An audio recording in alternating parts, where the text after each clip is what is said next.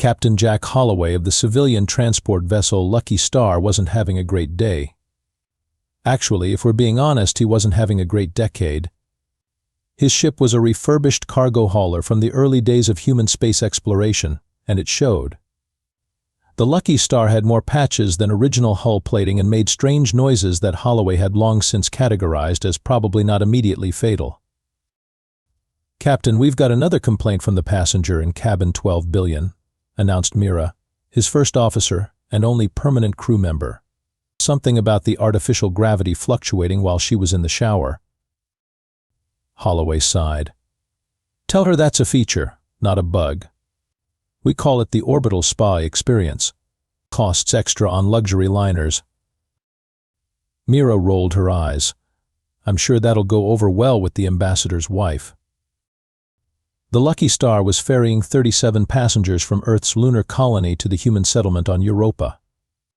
Nothing special, just another milk run through well-established space lanes that humanity had been using for decades since making contact with the galactic community. "Any word from traffic control about that anomaly they flagged?" Holloway asked, propping his feet on the console. "Nothing yet. Probably just another sensor ghost. This region's been peaceful since the Rigelian peace accords." The ship's comms system crackled. "Unidentified vessel, this is the Vorax Imperial cruiser Relentless Victory. You have entered restricted space. Power down your engines immediately." Holloway frowned. "Restricted space? There's no restricted zone on the charts. And since when do the Vorax patrol this sector?" "Should I respond, Captain?" Mira's hand hovered over the comms panel. "Yeah, let's clear this up. Probably some bureaucratic mix-up." Before he could transmit, the ship rocked violently as something struck their port side. "What the hell?" Holloway grabbed for the controls as alarms blared throughout the ship. "They fired on us. Status report." Mira's fingers flew across the damage control panel. Direct hit to the port thrusters. Life support compromised in sections 3 through 7. "We're venting atmosphere." "This is Captain Jack Holloway of the civilian transport Lucky Star," he broadcast on the emergency channel. "We are an unarmed passenger vessel. I repeat, we are civilians with 37 souls aboard. Cease fire." The only response was another devastating blast that sent Holloway flying from his chair. The bridge lights flickered and died, replaced by dim emergency lighting. "Mira, send a distress call to Earth Defense Command. Include our position and ship manifesto." "Already transmitting on all frequencies," she reported, blood trickling from a cut on her forehead. "Captain, they're charging weapons again." Holloway scrambled back to his seat. "This is Captain Holloway of the Lucky Star. Earth vessel Lucky Star. We surrender. For God's sake, we're a civilian transport." The next blast tore through the bridge. As systems failed around him, Holloway reached for the emergency recorder. "This is Captain Jack Holloway. The Lucky Star is under attack by Vorax forces without provocation. We are civilians. I repeat, we are." The transmission cut to static as the Lucky Star erupted in a brilliant flash of light, visible briefly against the endless black of space before it was gone forever. Admiral Elena Rodriguez was not having a good day. The footage of the Lucky Star's destruction had just finished playing on the massive screen in the Earth Defense Command war room, and the silence that followed was deafening. "Play it again," she ordered, her voice tight. "Ma-am, we've seen it 17 times, her aide ventured. "And we'll watch it 18 times if that's what it takes to understand why the hell the Vorax just obliterated a ship full of civilians." She slammed her fist on the table, causing several junior officers to flinch. The doors to the war room slid open, and in walked President Harrington, flanked by security personnel and looking like she hadn't slept in days. "Madam President," Rodriguez straightened. "Tell me we have a plan," Admiral Harrington said, skipping the pleasantries. "We're formulating our options, But first we need to understand why. 37 civilians, Admiral, including a 6-year-old boy and our cultural ambassador to the Rigelian Confederacy. The President's voice was ice. The public is demanding action. The Galactic Council is demanding explanations. And I'm demanding results. The room fell silent again, until a throat cleared from the back corner. If I may interject with a potentially relevant observation? All eyes turned to the lanky, disheveled man who had spoken. He wore a lab coat with so many stains it looked like a Jackson Pollock painting, and his wild hair suggested a personal vendetta against Combs. Rodriguez sighed. "Everyone, this is Dr. Marcus Webb, head of our Advanced Weapons Division." "You mean the guy who accidentally turned the coffee machine in the officers' lounge into a sentient entity last month?" one of the generals muttered. "It wasn't sentient," Webb protested. "It was merely exhibiting primitive decision-making algorithms. And it made far better espresso afterward." "Dr. Webb," the President cut in, "you mentioned something relevant?" "Yes, quite." Webb tapped on his tablet, and a schematic appeared on the main screen. "What you're looking at is the prototype for Project Divine Accuracy. It's a targeting system so precise it can identify and neutralize specific components of enemy vessels without destroying the entire ship." Rodriguez raised an eyebrow. "And this helps us how exactly?" "The Vorax pride themselves on their military superiority. Their entire society is built around it. But what if we could surgically dismantle their flagship in front of their entire fleet? Not destroy it, deconstruct it, piece by piece, while leaving their crew completely unharmed?" A slow smile spread across Rodriguez's face as she caught on. "A demonstration that makes our point without starting an interstellar war." "Precisely." Webb beamed. "Psychological warfare at its finest. They struck one of our ships with brute force. We respond with divine accuracy." "Is it combat ready?" President Harrington asked. Webb's smile faltered slightly. "Well, theoretically." "It's either ready or it's not, Doctor." "It'll be ready," Webb asserted with sudden conviction. "Give me 48 hours. Rodriguez turned to her communications officer. "Send a message to the Vorax High Command. Inform them that Earth requires an explanation and reparations for the unprovoked attack on our civilian vessel within 24 hours, or we will be forced to respond." The reply came 12 hours later. Grand Marshal Zorg of the Vorax Imperium appeared on screen, his leathery face arranged in what passed for contempt in his species. "Humans," he sneered, "your vessel violated sovereign Vorax space. Its destruction was justified according to Imperial law. The matter is closed. Any hostile action on your part will be considered a declaration of war against the Vorax Imperium." The transmission ended abruptly. "Well," Rodriguez said into the stunned silence, "I guess that settles it. Prepare Operation Divine Retribution.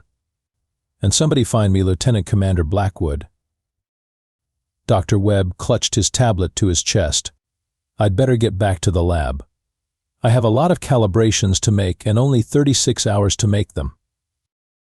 As he hurried out, Rodriguez called after him, "And Webb? If this doesn't work, we're all dead." Webb paused at the door.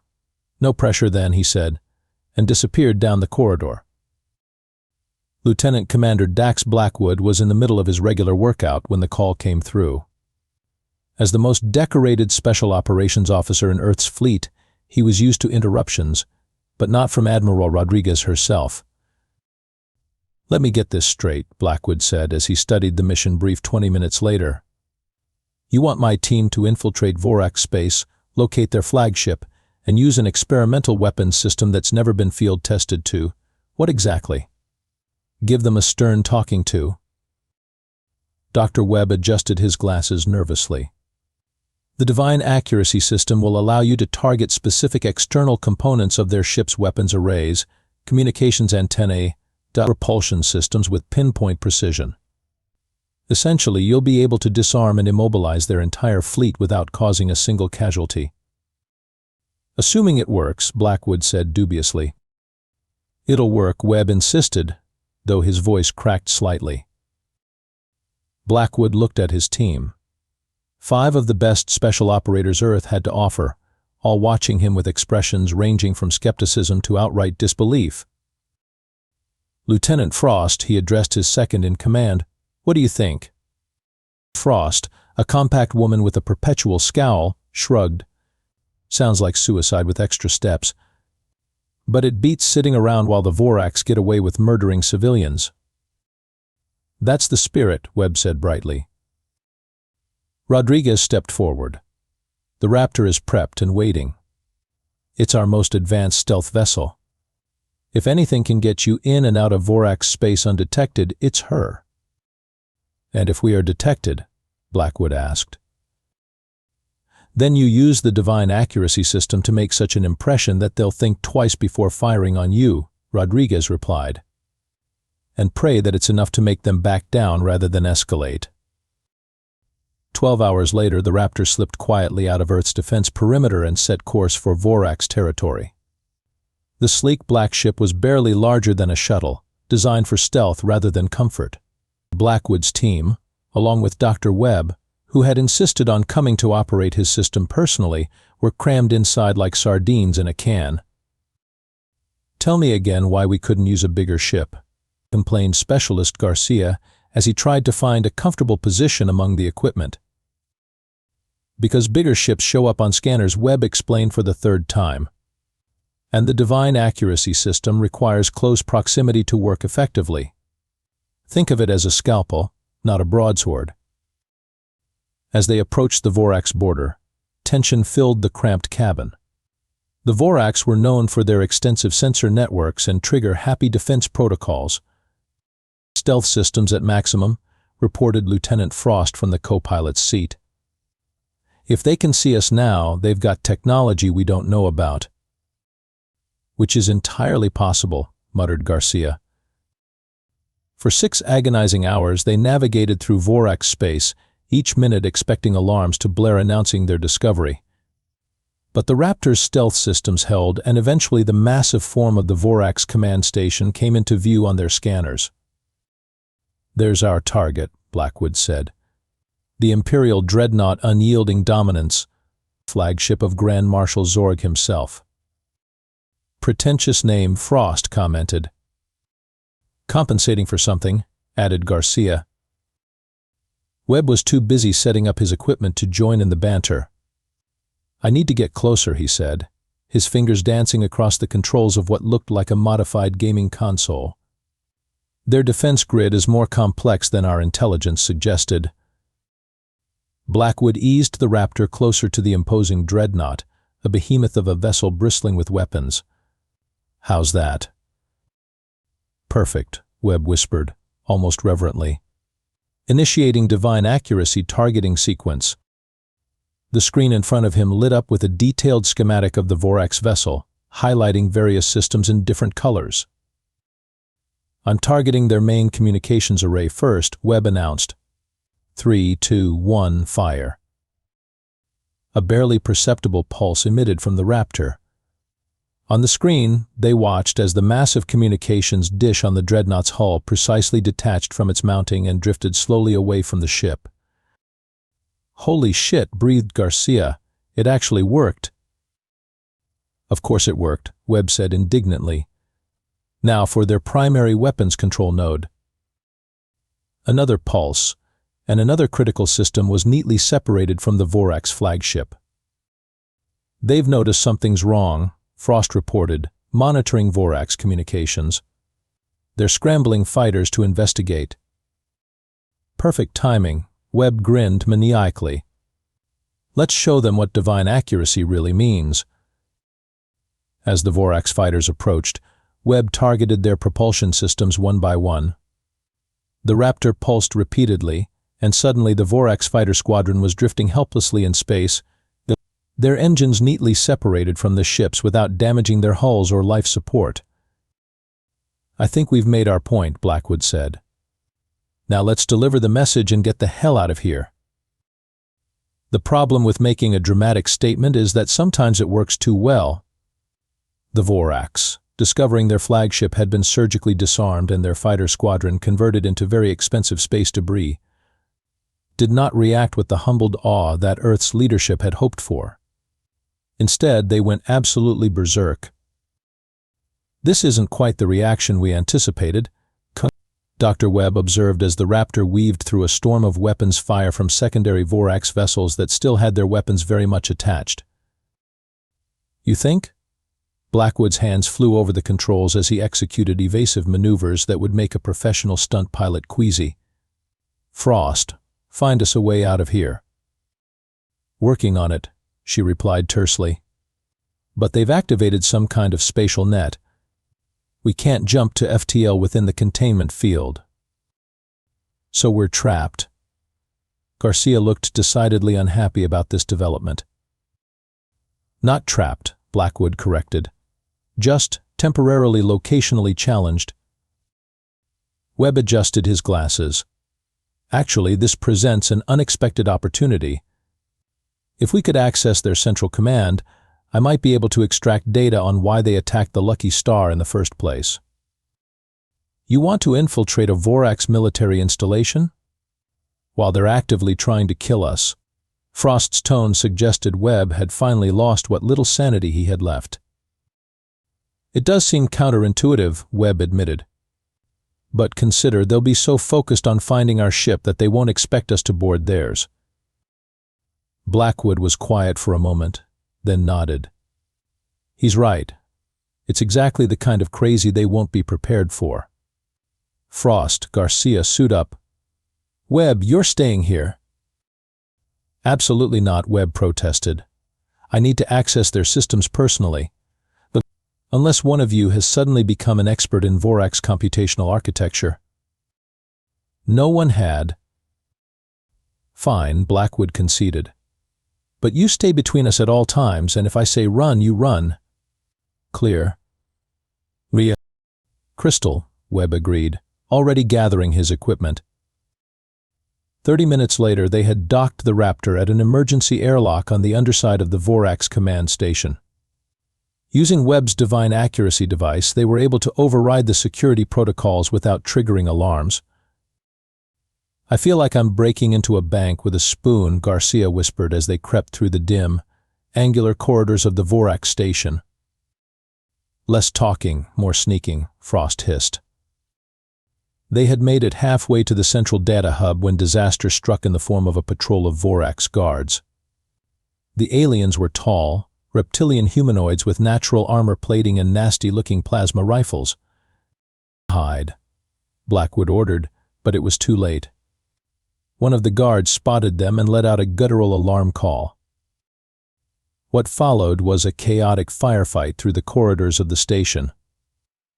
Earth special forces were good, but they were outnumbered and on enemy territory.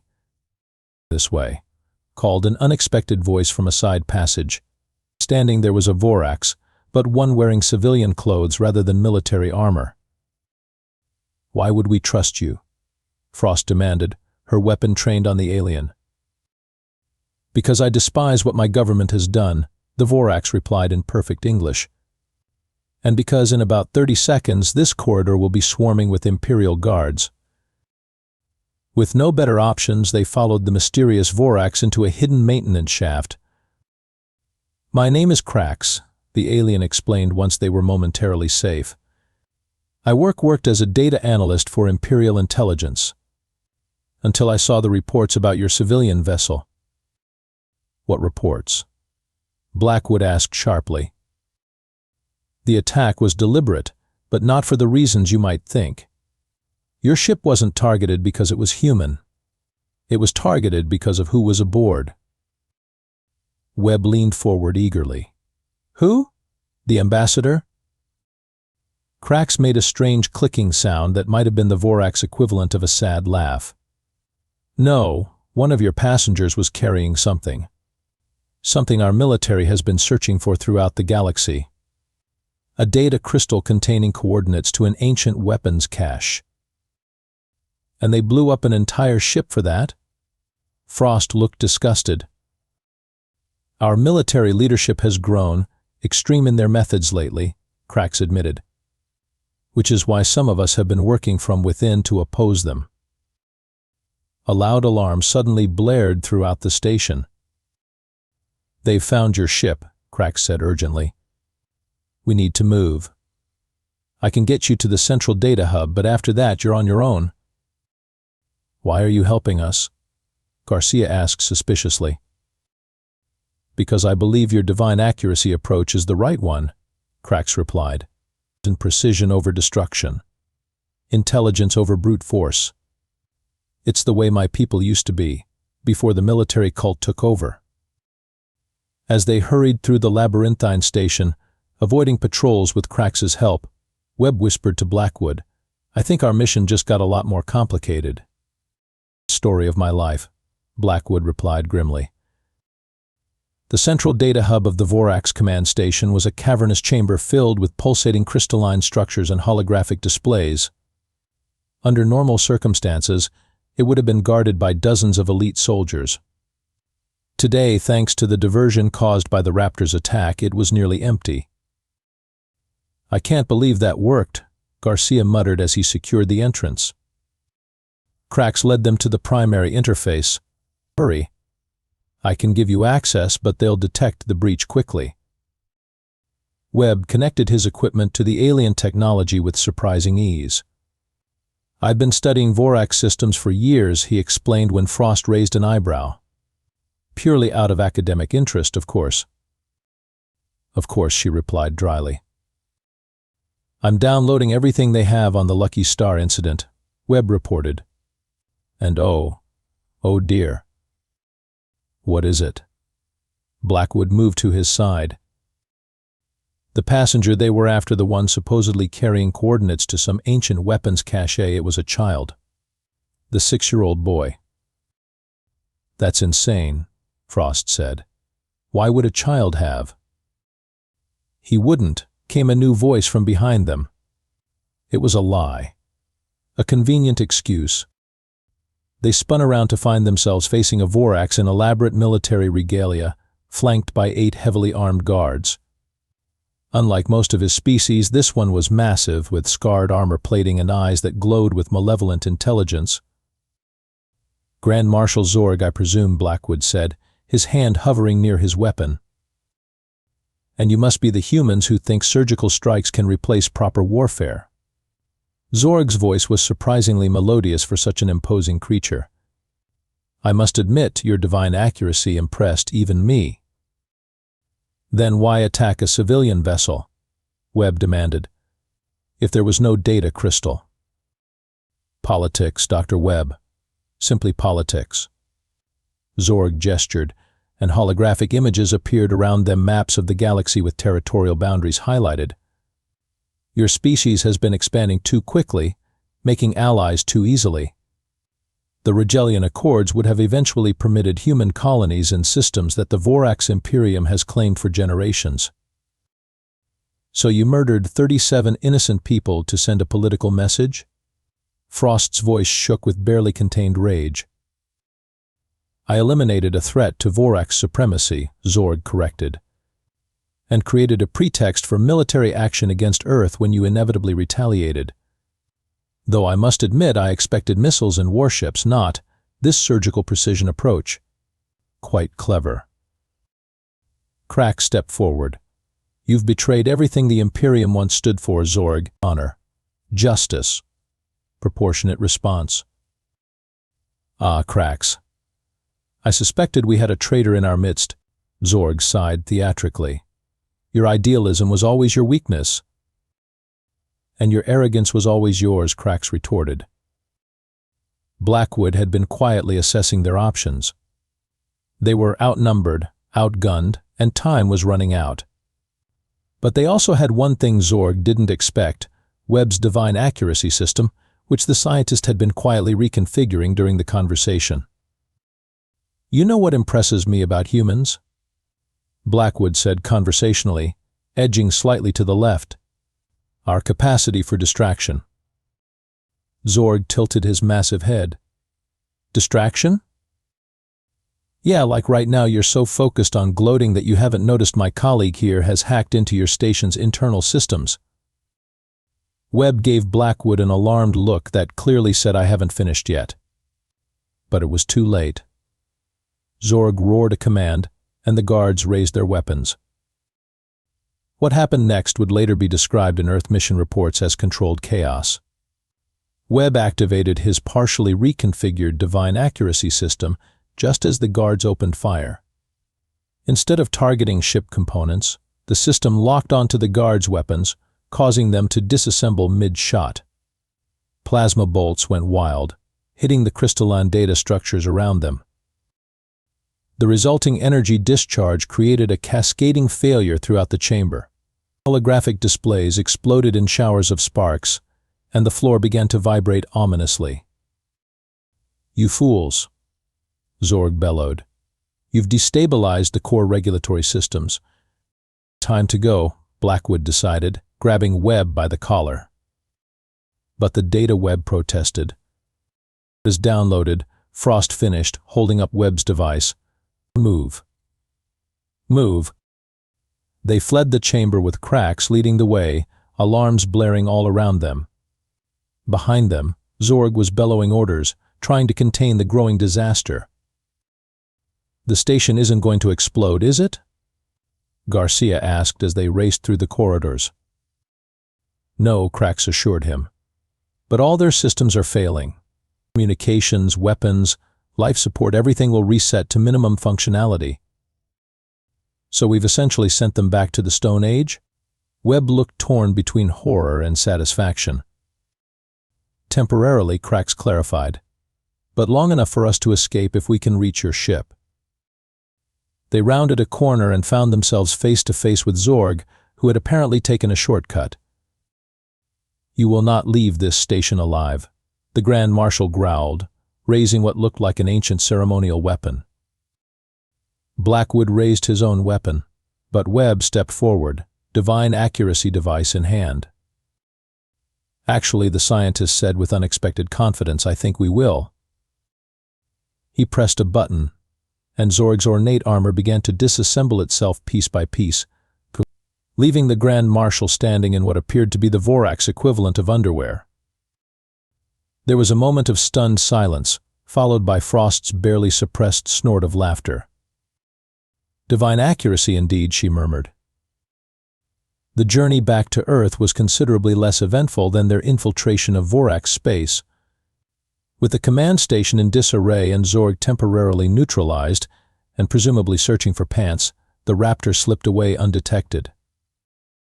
"I still can't believe that worked," Garcia said for approximately the 15th time as they approached Earth's defense perimeter. "Define worked," Frost replied. "We didn't get destroyed, but we also didn't exactly achieve diplomatic resolution." "Actually," Webb chimed in, his eyes glued to his tablet as he analyzed the stolen data, "I think we did better than that. These files contain evidence that Zorg was acting against the directives of the Vorax High Council. The attack on the Lucky Star wasn't sanctioned, it was Zorg's personal initiative." Blackwood raised an eyebrow. "So you're saying the entire Vorax Imperium isn't gunning for us? Just one power-hungry marshal with a grudge?"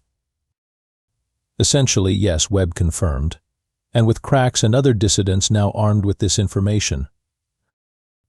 Internal Vorax politics might solve our problem for us," Blackwood finished.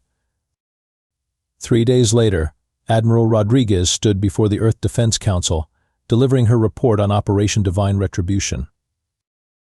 Thanks to the bravery of Lieutenant Commander Blackwood's team and the technical genius of Dr. Webb, we not only demonstrated Earth's capabilities but also uncovered crucial intelligence.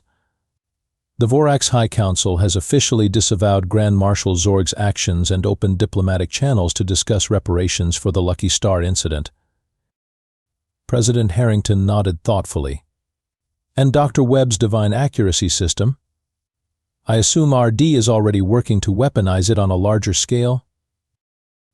"Actually, Madam President," Webb interjected from his seat at the back of the room, "I've been thinking about that. The system was designed to minimize casualties while maximizing strategic impact. Using it as a conventional weapon would defeat its purpose. What do you suggest, then? A peacekeeping initiative, Webb said, warming to his topic. Imagine specialized Earth ships equipped with divine accuracy systems capable of neutralizing conflicts by disarming aggressors without bloodshed. We could offer our services to the Galactic Council as mediators. Rodriguez looked skeptical. You want to turn a military breakthrough into a diplomatic tool? It's precisely because it's so effective militarily that it would work diplomatically, Webb argued. The Vorax respect strength above all. We've demonstrated ours. Now we show restraint not out of weakness but choice. A week later, a memorial service was held for the victims of the Lucky Star. Families gathered at the Space Exploration Monument in Geneva, where 37 stars were added to the memorial wall, honoring those lost in humanity's journey to the stars. Captain Jack Holloway's sister accepted his posthumous Civilian Service Medal. Jack always said that space was dangerous, she told the assembled crowd, but worth the risk. He believed that exploration and connection with other species would make us better, even when it was hard. Especially when it was hard. As the ceremony concluded, a surprising guest arrived, Krax, now officially recognized as the Vorax ambassador to Earth. He approached the memorial wall and, in a gesture unprecedented for his species, placed his hand upon the names in a sign of respect. Your brother's sacrifice, he told Holloway's sister, has changed the course of 2 civilizations. 6 months later, Lieutenant Commander Blackwood found himself back in space, commanding the newly commissioned EDF.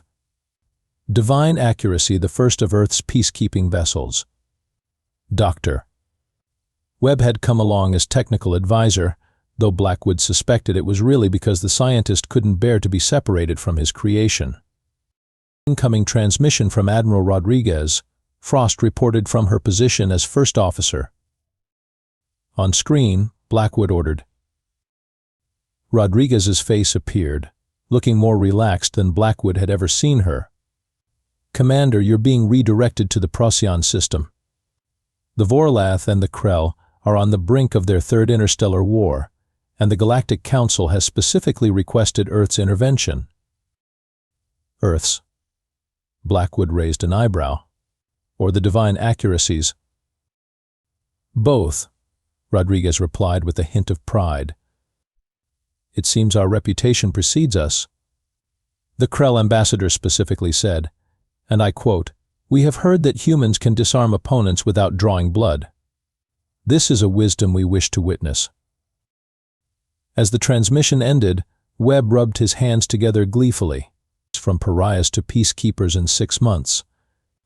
Not bad for a species that still hasn't figured out how to cure the common cold. Blackwood shook his head, amused despite himself.